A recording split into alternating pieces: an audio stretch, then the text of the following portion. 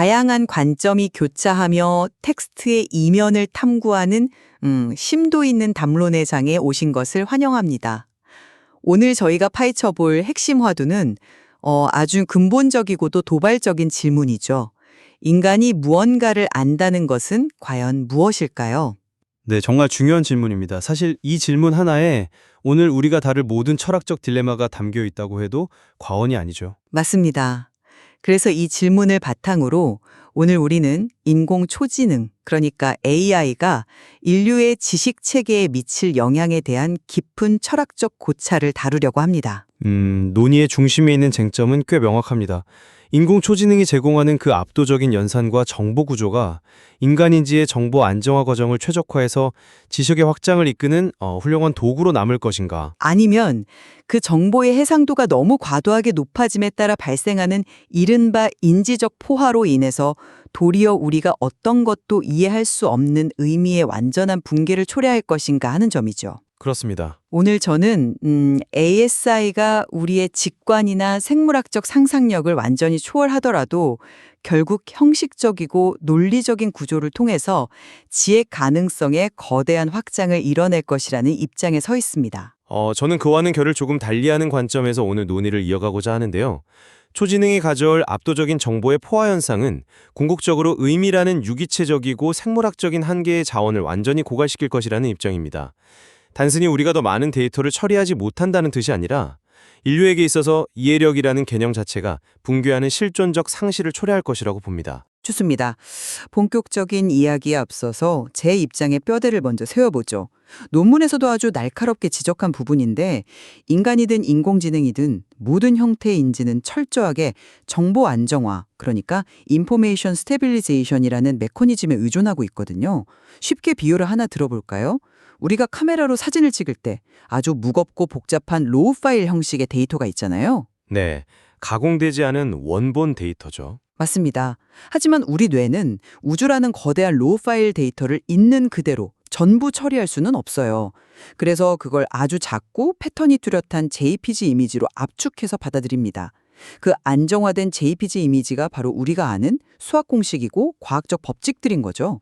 압축된 패턴의 흔적이라는 거군요. 정확합니다. 궁극적인 현실 그 자체가 아니라 우리 뇌라는 하드웨어가 파악할 수 있게 압축된 흔적들이죠. 저는 ASI가 등장한다고 해서 이 본질이 바뀐다고 생각하지 않습니다. ASI가 아무리 인간의 연산 능력을 아득히 초과하더라도 결국 무언가를 사실이나 모듈로 성립시키기 위해서는 이 안정화된 구조를 거쳐야만 한다는 겁니다. 방금 말씀하신 그 JPG 이미지 비유가 아주 적절하네요. 바로 그 비유에서부터 제가 우려하는 지점을 짚어볼 수 있을 것 같습니다. ASI의 등장을 단순히 압축 기술이 좋아져서 더 크고 선명한 JPG를 얻게 되는 과정으로 보아서는 안 됩니다. 이건 우리가 세계를 이해하는 기반인 안정성, 재현, 그리고 의미 그 자체를 완전히 해체해버리는 극진적인 단절이거든요. 단절이다. 어떤 의미에서 그렇게 보시는 걸까요? 자료에서 새롭게 제기된 강력한 개념 중에 포화의 역설이라는 게 있죠. 데이터의 해상도가 무한정 증가한다고 해서 우리의 이해도도 비례해서 높아질까요?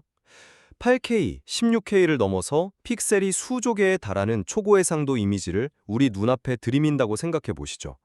너무나 디테일해서 화면을 끝없이 확대하다 보면 어느 순간 원래의 그림은 온데간데 없이 사라지고 끝없는 점들의 홍수만 보게 됩니다. 해상도가 너무 높아서 오히려 그림을 잃어버린다. 확실히 피부에 와닿는 비유네요. 그렇죠. 만약 ASI가 우리의 인지 아키텍처가 처리할 수 있는 임계점을 넘어서는 압도적인 구조를 쏟아낸다면 어떻게 될까요? 우리는 완벽한 우주의 데이터, 즉 궁극적인 정보는 가졌지만 그것이 무엇을 의미하는지 파악하는 지의 가능성은 0으로 수렴하는 상태에 직면하게 됩니다. 논문이 통찰력 있게 꼬집었듯이 의미라는 것은 무한한 공간이 아닙니다. 철저하게 우리의 인지적, 생물학적 한계에 묶여있는 유한한 자원이라는 점을 기억해야 합니다. 포화 상태에 이른다는 우려. 확실히 무서운 지점이긴 하죠. 데이터가 너무 많아서 오히려 눈이 멀어버린다는 거니까요.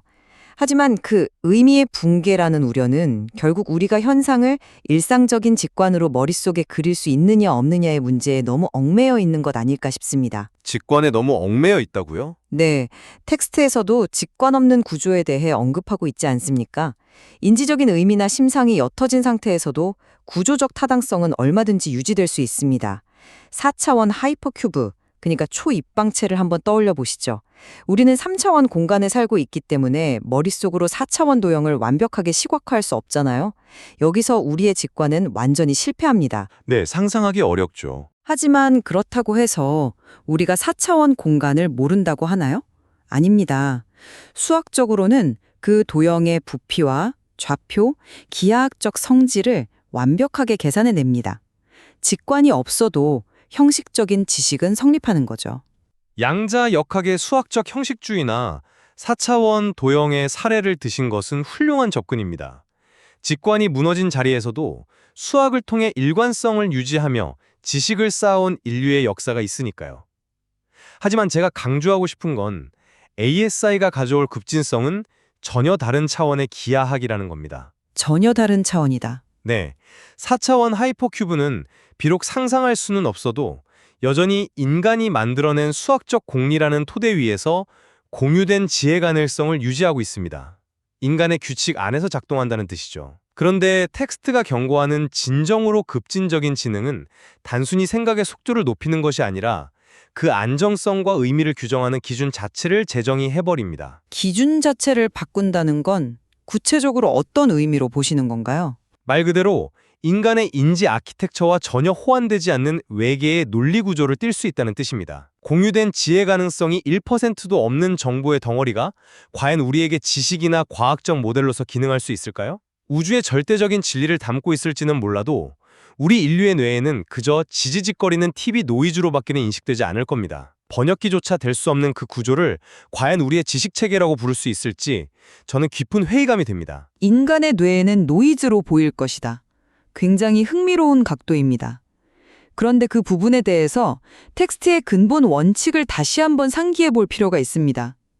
논문이 일관되게 주장하는 바는 어떠한 지능이든 무언가를 모델이나 의미 있는 패턴으로 간주하기 위해서는 반드시 일종의 정보 안정화 과정에 의존해야 한다는 것입니다.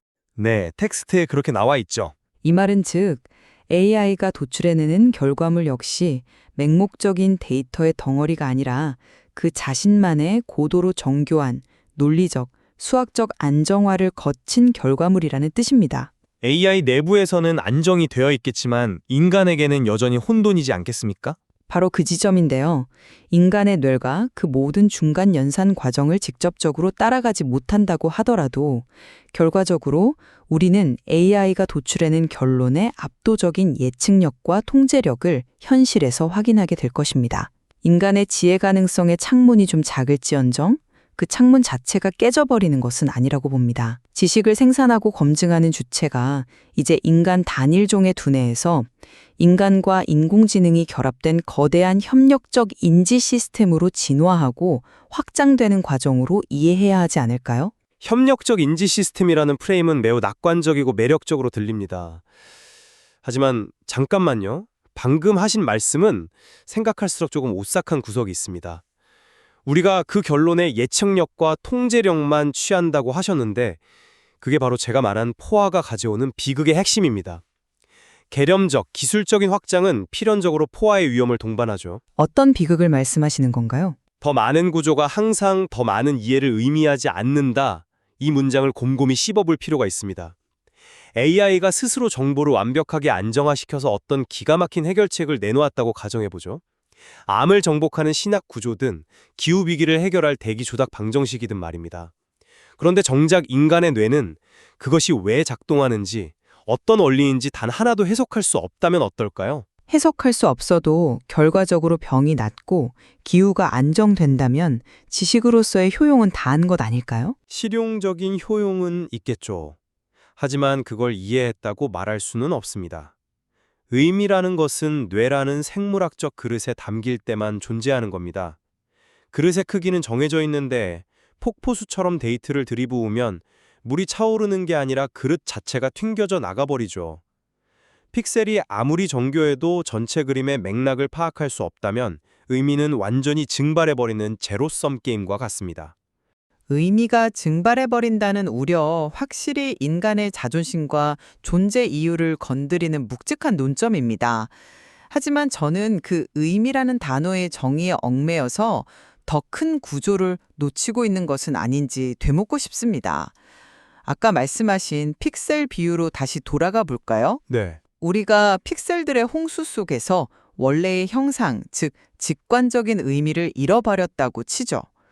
하지만 그 수조기의 픽셀들이 배열된 방식에는 완벽한 물리적 법칙과 정보의 구조적 안정화가 내재되어 있습니다. 텍스트에서 제시한 프레임워크의 핵심 구절이 있죠. 논리적 기둥이 파괴되지 않는 한 어떠한 변형도 그 안에서 유효하다. 논리적 기둥이 파괴되지 않았다 한들 인간이 볼 수 없다면 무슨 소용입니까? 인간이 일상적인 직관적 의미를 찾지 못하는 포화 상태에 빠질 수는 있습니다. 하지만 ASI 자체의 거대한 프레임워크 내에서 그 지식은 여전히 객관적이고 타당한 진리로 존재합니다. 인류는 어쩌면 내가 온전히 체화하고 이해했다는 그 낭만적이고 직관적인 만족감을 포기하는 대가로 우주의 진짜 비밀에 접근하는 거대하고 완벽한 형식적 지식을 얻는 위대한 교환을 앞두고 있는 것일지 모릅니다. 이것을 단순한 붕괴라고 부르기보다는 진화를 위한 뼈아프지만 필연적인 성장통으로 바라볼 수 있지 않을까요? 낭만적 만족감의 폭이라 표현은 우아하지만 사실상 인류가 지식의 주체로서의 지위를 영원히 반납하겠다는 선언과 다름없게 들리네요. 이쯤에서 텍스가 거론한 토머스 쿤의 패러다임 전환을 짚고 넘어가야 할 것 같습니다. 보통 과학사에서 패러다임 전환이라고 하면 낡은 이론이 새로운 이론으로 교체되는 역사적, 사회적 현상쯤으로 생각하지 않습니까? 그렇죠. 보통은 역사적 흐름으로 이해하죠. 그런데 이 자료에서 정말 소름이 돋을 정도로 날카로운 지점은 쿤의 패러다임 전환을 인지적 안정화의 생물학적 과정으로 재정의했다는 데 있습니다. 아, 과학의 발전 속도를 인간의 생물학적 한계와 연결지은 부분 말씀이시군요. 맞습니다. 기존의 틀이 깨지고 새로운 패러다임이 자리 잡는다는 것은 인간의 뇌라는 하드웨어가 새로운 데이터 패턴을 소화해서 유의미한 구조로 엮어내는 생물학적 적응 과정이었다는 뜻입니다. 그렇다면 우리가 인공지능 특이점 앞에서 느끼는 본능적인 두려움은 단순히 공상과학 영화를 너무 많이 봐서 생기는 기우가 아닙니다. 초복잡성 앞에서 우리의 생물학적 유런들이 더 이상 쏟아지는 패턴을 의미로 얽어매지 못하게 되는 아주 실질적이고 물리적인 이해 상실의 공포인 겁니다. 생물학적 인지 과정으로서의 의미 부여가 작동을 멈추는 지점인데 그곳에 대고 지식의 진화라는 단어를 붙이는 게 과연 타당할까요? 쿤의 패러다임 전환을 생물학적 한계의 벽으로 해석하신 점 통찰력이 대단하십니다. 하지만 저는 그 똑같은 텍스트를 보고 오히려 거대한 확장의 증거를 발견했거든요. 논문의 원문이 어떻게 말하고 있는지 볼까요? 패러다임이 전환될 수 있었던 근본적 이유는 인지가 새로운 패턴을 다시 모델과 의미로 안정화할 수 있는 능력이 있었기 때문이라고 명시합니다. 인간의 뇌가 그걸 감당할 수 있을 때까지만 유효했던 역사 아닐까요? 역사적으로 봤을 때 늘 처음에는 불가능해 보였습니다.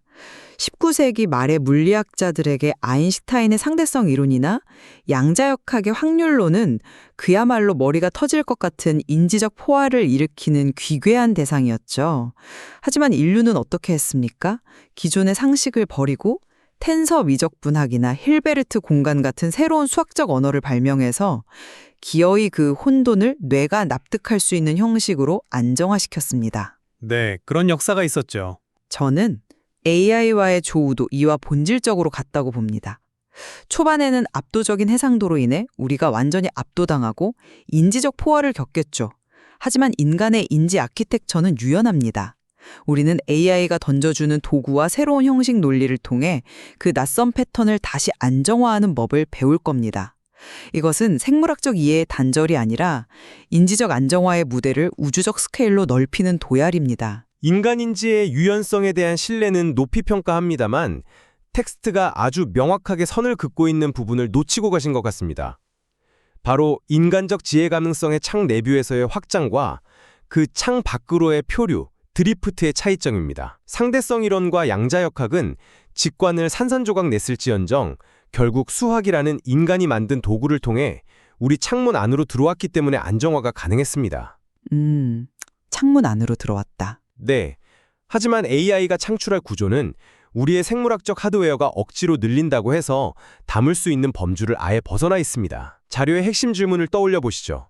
의미는 우리의 한계와 결부된 유한한 자원인가? 한계가 오히려 인식을 가능하게 한다는 역설이죠. 정확합니다. 우리의 뇌가 세상을 인식하는 방식은 눈앞의 모든 정보를 100% 흡수하는 게 아닙니다. 엄청난 양의 데이터를 무시하고 필터링하는 인지적 맹점이 있기 때문에 역설적으로 특정 패턴을 추출해서 지식으로 만들 수 있는 겁니다. 그런데 ASI가 이 맹점을 다 없애버리고 무한한 해상도의 원시 데이터를 쏟아낸다면 우리는 그 구조의 바다에 빠져 문자 그대로 정보에 익사하고 말 겁니다. 지혜 가능성이 0이 된다는 건 비유적 수사가 아닙니다. 필터링 기능을 상실한 뇌과학적 현실이 될 수 있습니다. 정보의 바다에 빠져 익사한다는 표현이 아주 강렬하네요. 확실히 우리가 ASI의 엄청난 데이터를 기존처럼 맨몸으로, 즉 고전적인 직관으로 수용해 건너려 한다면 익사하겠죠. 그런데 생각해보면 우리가 과연 그 원시 데이터의 바다에 직접 뛰어들 필요가 있을까요? 직접 뛰어들지 않는다니요. 텍스트는 지식을 가리켜 본질적으로 우리의 정신적 아키텍처를 거쳐 여과된 반사물이라고 정의합니다.